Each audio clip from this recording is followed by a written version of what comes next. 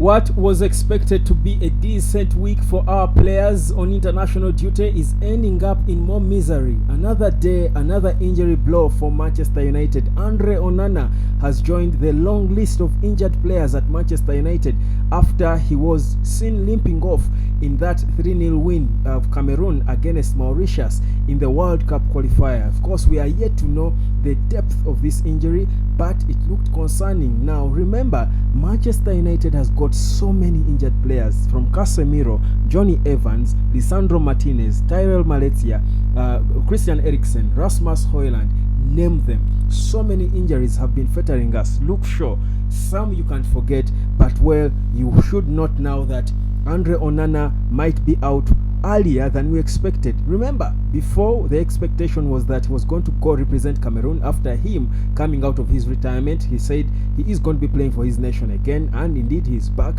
People were worried that come Jan, because the Africa Cup of Nations starts in January the 13th. Now, we knew we are going to lose him, and of course people were already worried because the Premier League will be going on. But people were worried about what is going to happen, because if Onana is there, he's also just fitting into United. Who is going to be there? Altel Baindil? Is it Tom Heaton? People are not sure of what exactly is going to happen. But now, if it is coming earlier than we expected, then it spells a difficult period. Yet we are at a crucial time, when we are trying to make a transition with the Sir Jim Ratcliffe takeover. You don't want to have more injuries on the pitch, but this has been the story of Manchester United. Well, I'll give it to you, of course. So Onana was injured in that game. He was seen going off with about 10 minutes left to play. We are yet to hear exactly what is going to happen. He was replaced by Fabrice Ondoa, and United should be worried now, because listen, we've got so many games to play between now and December. If I'm to read them for you, and this is why we need our first choice goalkeeper. We might try and gamble in other departments. When it comes to the goalkeeping department, you don't gamble a lot and get away with it. Listen, these are the games we've got coming up. We play Everton next on the 26th of November. That will be away at Goodison Park. It is a Premier League game. Everton will come hungry because they have just been fined. Give it dock 10 points. They are appealing, so they are certainly a hungry lot. So they will be there to come and frustrate anyone who will come next to them. They are the team we are facing next. We need Onana in that game. He was picking up. He was becoming slowly but surely an improved player. He was becoming more like a United player in recent games. We can't afford to lose that pace now. Galatasaray is next. After that, we will be traveling to Galatasaray. Remember, the Champions League story for us is terrible, but again, like I've said, he has been improving in all competitions. That is Andre Onana. So we are traveling to Galatasaray. They beat us at Old Trafford. You need him on his A game. So again, if he's not there, that would be bad. Then in December, I'm telling you the games we have got coming up next, before even you think about January, when he's away for the Africa Cup of Nations. So we've got Newcastle on the 2nd of December. That is still away to Newcastle, away at St. James Park. Then we've got on the 6th of December, we've got Chelsea at home. Listen, tough games coming up for United. Then on the 9th of December, we've got Bournemouth. Well, there are no easy teams in the Premier League, more so if you're Man United struggling the way we are. The 12th of December, we've got Bayern Munich. So there are so many games between now and the AFCON. So we cannot say, after all, we'll miss him at the AFCON, unless the only advantage you can see in this is it gives us a chance to try to see what Baindil can offer. Because there are people who feel, and I'm probably lucky one of those, who feel that actually Altel Baindil has got the potential to become our number one shot stopper if things don't go well for Andre Onana. In fact, I was reading a piece somewhere which suggested that even Onana was worried about going to the AFCON because he felt he might not come and find his place, because Baindil is that good in training. These are reports we saw. I've not seen him train, to be honest, but I've said it since we signed him that he's first of all older than Andre Onana, meaning he's more experienced. He's a number one goalkeeper material. So for me, I'm not exactly worried. The only thing is, for me, the tempo, because Andre Onana has been picking himself up. He has been starting to fit in. So if he's injured now, he's taken back. Now the advantage would be now we get a chance to see Baindil, but also we get a chance to give him some games before the AFCON comes, when Onana is officially away, and of course then people have got an idea of what he does. But that is, still for me, it is a wrong time for us to lose Andre Onana, because he has been peaking and he has been beginning to gel. I feel like the back line of United has been low-key slowly beginning to gel, to pick up a bit. So this slows us a bit, and it takes me back to whatever curse we are suffering, because whereas all clubs get injuries in football, I think, to be honest, United injuries are too many. They are way too many. No wonder we brought Gary Briscoe to come in from Arsenal and save our medicine department, because boy, it's bad. It's bad. These injuries are worrying, are completely worrying for a team like Manchester United.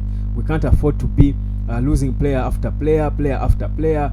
These injuries certainly have got to come from somewhere. There should be a cause. They can't be usual football injuries that happen. And we're not the only team playing so many games. All teams are playing so many games. But even before we are playing all these many games, players were getting injured. So we have got to get down to the root of it and understand why exactly our players are getting injured left, right, and center. Now, it's the goalkeeper. Are they working too hard? Is the intensity of training by Erik ten Hag not so good on them? I don't think it had ever been that bad before with the earlier managers before him. So it can't all of a sudden be that our players are getting injured. Something is not right at this club. Is it the facilities that are making these players sick? Are they training so hard? What exactly is the problem? I think this is the big job that Gary Briscoe has got to do. But also, of course, the new administration coming in has got to support a lot. That is the football heads under the stewardship of Sir Jim Ratcliffe. They have got to support a lot, because it can't be just about the medics and all. It should be a huge collective problems. And for me, I can low-key think Cristiano Ronaldo's expose of the poor facilities could be part of that. For me, if you have poor facilities in this day and age in professional football, you certainly have players injured because they are not training with the right facilities. So for me, it's possible, but it is that bad. Injuries are fettering United. Andre Onana joining the list now. We are yet to know the extent of this injury. Maybe it was again a way of him managing, because they had already won literally.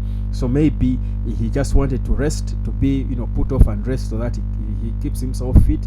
But whatever the case is, Manchester United's injury situation is so worrying. How do you think this has got to be addressed? You can give me your opinion on that in the comment section. But that's where we are. That said, though, I think we have some bit of depth when it comes to the goalkeeping department. Even Tom Heaton, who is almost 40, I felt in our preseason he looked good in the few games he played before Onana was officially unveiled. I felt he enjoyed himself. I felt he looked good and decent. So I think for a few games he can ably come in there and play a proper able debut. But I think no one will be focused so much on Tom Heaton, but Altel Baindil and what he can offer. United is known for always having good goalkeepers. I remember when he had David De Gea and Sergio Romero was always on the bench, and De Gea would play every game of Man United. And there are games where I would say, why on earth isn't Sergio Romero playing? He would come on when De Gea is sick, and you felt he was even a better goalkeeper than David De Gea. So I think for me, I'm not so worried really about the goalkeeper department per se in itself. My only disquiet or my only concern now is the timing of this. If it is a serious injury and Onana is out, we are to go out right now, it will be a bad timing, because we are slowly beginning to rebuild, to look like we are understanding how Ten Hag wants to play. We are slowly beginning to have our patterns, right? And you see, we play from the back. So Onana is an integral part. The goalkeeper is an integral part of how Erik ten Hag wants to play. So if he's getting injured now, when things are beginning to look minutely stable, trying to stabilize the football, on the pitch, because of the improvements, the subtle little improvements we saw in the past games after being beaten by Newcastle and Man City. I feel for me this is a bad timing. Not that I don't trust Altel Baindil, but for the whole project, it's a wrong timing for the project. But probably it is the perfect timing for Altel Baindil to come and cement himself. Who knows? He can do what David Raya did to Ramsdale and chased him out of the sticks and became the first choice goalkeeper almost instantly. So opportunity comes, take it. They are all our players and they are paid to play. So for me, I would not be here feeling so attached and all. If Onana is not doing good, if Baindil comes in there and takes it up and aces it, well, all we need is a win, regardless who gives us the win, which players on the pitch. But we can't afford to have Andre Onana injured for long. It's bad. Hotspot, subscribe. My name is Webb.